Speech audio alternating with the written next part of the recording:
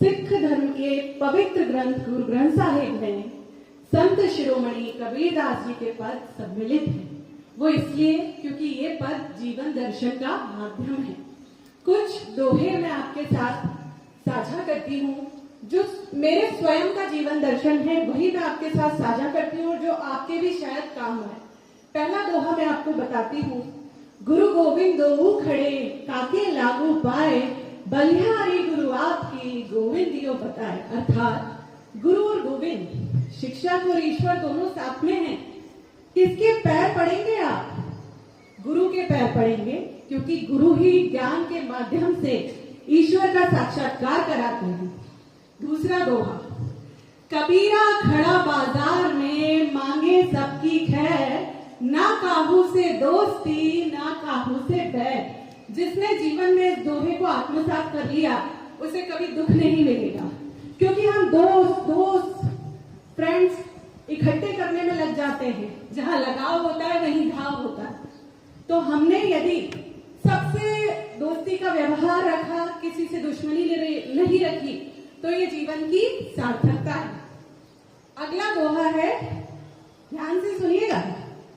हस्ती चढ़िए ज्ञान की सहज दुलीचा डार, हस्ती चढ़िए ज्ञान की सहज दुलीचा डार, श्वान रूप संसार है भूगन दे झकमार। जब आप हाथी के ऊपर सहजता विनम्रता रूपी गलीचा बिछाकर सवारी करते हैं, जब आप सही मायने में ज्ञान रूपी हाथी में सवार होते हैं, तो श्वान का अर्थ जानते हैं?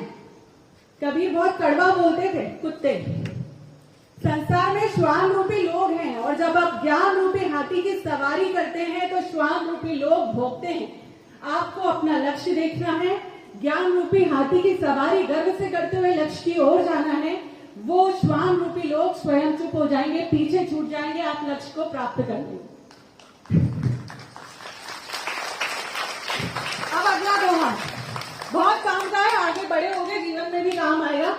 पखा पखी के कार में सब जग रहा भुलान, पखा पखी के कार में सब जग रहा भुलान, निरपक होय के हरि भजे वो ही संत सुजान।